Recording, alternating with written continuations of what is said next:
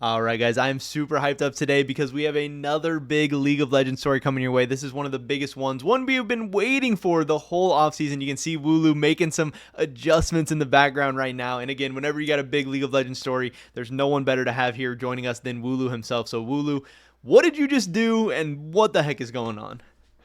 Yeah, so it's a big news for KC fans today, but also for LEC fans. Uh, KC have finalized their roster, at least if everything goes according to the plan. But uh, they have found their mid laner finally. It's under verbal agreement, but they have an agreement with mid laner Kiehu. I think it said a mid laner from LCK that played in DRX. So yeah, now they have found a Korean mid laner. They will have two Korean solo lanes with a Korean North American head coach. Yeah, so obviously this is a huge deal. This was one of the biggest question marks in the whole offseason still that had left to be unanswered. KC's this massive team, massive fan base, and mid lane is such a pivotal position where, I'm sure KC fans have so far been pretty happy with the offseason, but who's going to be their mid laner, especially once we started hearing that it was going to be, potentially some big Korean import or whatever. There was a ton of speculation, a ton of names being thrown around and all that stuff. But how can you explain to us a little bit about how we got here exactly? How did KC make this decision? Why is this their guy? Were there other options being considered here? Like how did we get to where we are today with their new mid laner? Yeah, so KC decided pretty early into off season that they wanted to change mid laner, and they wanted to upgrade mid laner, their mid laner, which is not easy, or at least I should say an upgrade from other mids you can find on the market in Europe. And yet I thought the options in Europe are very limited or maybe not good enough. So they looked at players from Korea and um, yet I thought about players like Bulldog, for example, like Zini, or actually Koreans that have played in America already, like Loki, like Saint.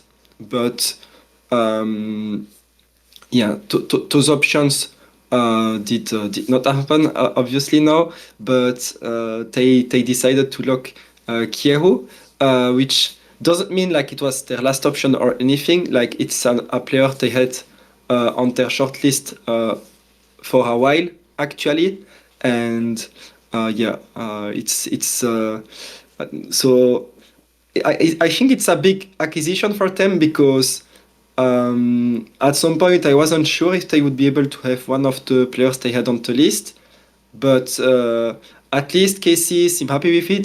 Kameto seem very confident in the roster. I'm not going to lie, I don't watch much LCK, so I don't really know how good he is, but definitely a significant move for KC and for the LEC. Yeah, and I mean, hey, the good thing is whether we do or don't or whatever know a lot about this guy, we're going to be finding out a lot very, very soon.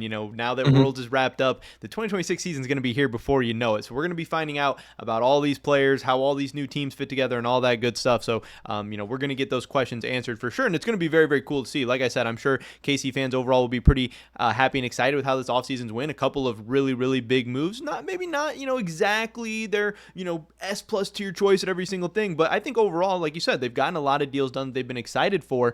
As far as this deal specifically, I know this offseason there's been a lot of talk about money and budgets and stuff like that. And sometimes we know these big Korean imports, they can be expensive. There can be buyouts, all that kind of situation. How did this thing go, on the financial side of things? So overall, KC is spending a lot this off season because Kana is expensive. Um, Yike is already on a decent salary. Buzio is expensive too. For an LCK player, it's a pretty good budget as well. I don't think Hero is the most expensive, but they also did not have to buy a buyout for him. He still had a contract with DRX until next year, but they terminated the contract, so KC won't need to pay a buyout. So I guess that makes this move financially feasible as well. But so I wouldn't say it's like the most expensive move or anything like that. But if you look at the roster as a whole, it's still a very expensive off season for KC. And if you saw on GP Sports last year, we had a ranking like of teams' budgets purely on the starting roster. KC was like low to middle of the table in that list. But next year, I think they will be top 3, probably even top 2. Yeah, I mean, obviously, and that's a very, very exciting thing for KCorp fans, to know that their org that they, support and show up for and all this stuff, that they're kind of repaying their fan base back by now getting aggressive in the offseason, spending some of that money, and hopefully that's going to lead to more and more success and more growth for the team and stuff like that. I know also something that people had thought recently, once we announced the news, that Reaper was going to be heading to KCorp, a lot of people were like, oh, that makes a lot of sense. We're probably going to go after some big Korean mid laner now, it's all kind of lining up. So I guess two of the things I'd be wondering is like, once they decided, hey, we're probably going to need a Korean to get an upgrade in the mid lane, like, did that make, Reaper a higher priority for them? And then also, did Reaper help in terms of like, going after some of those Korean mid laners? And did that make KCorp maybe a more attractive landing spot for some of those Korean imports and stuff like that? Honestly, I don't think that much, because he joined KC like not so early into off season, and KC wanted like kinda to resign for the entire year basically.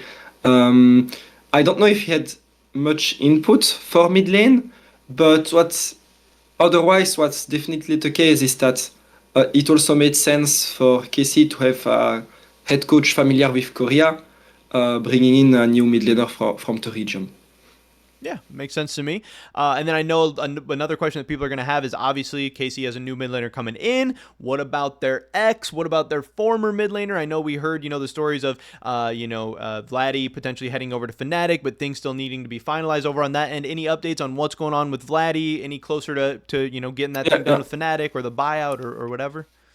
Yeah, so I had already kind of said it, but Vladi will not play for KC next year. We also know that he chose Fnatic as team to join for next year. He was a domino this offseason, as many teams wanted him.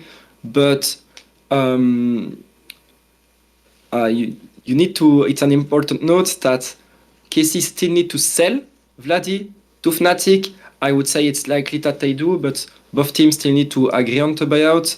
I think it will happen. If it doesn't happen, then Vladi could stay on the bench or be forced to find another team. But it's still...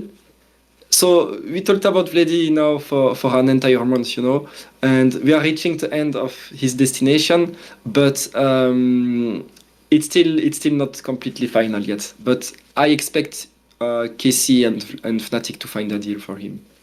Yeah, sounds good. I mean, obviously that's a story we're going to be following closely. We're hoping that deal gets done, because it always sucks when players have to sit on the bench or wait longer just due to financial things or budget things or things that are out of their control. Like, hey, if Vladi wants to go Definitely. there, Fnatic wants him, like, hopefully they can get that thing done, because hey, we want the LEC to be competitive. We want our best players actually playing. We want to see, the highest level League of Legends and all that stuff. But yeah, definitely some huge moves being made by KCorp in this offseason. Hopefully plenty to be excited about. Like you said, even if fans aren't necessarily as familiar with this mid laner specifically, there'll definitely be people who watch a lot of LCK who know about this guy. They're going to have some kind of opinion about him. I'm sure, LS is going to drop some crazy tweet today after we drop this news about, how good or bad or whatever this guy is. So that'll be some interesting storylines to watch out for sure. Okay, well, perfect. Thank you so much, Germ. And definitely there's a lot more moves still going on. So stay tuned, guys. But yeah, for KC, it's now the roster is now completed. Actually, they still need to find an assistant coach, but that's we are starting to be in the middle of season now. Yeah, sounds good. And there's going to be plenty more stories coming, from Sheep Esports on all of our different platforms. So I'm sure we'll catch you guys soon somewhere.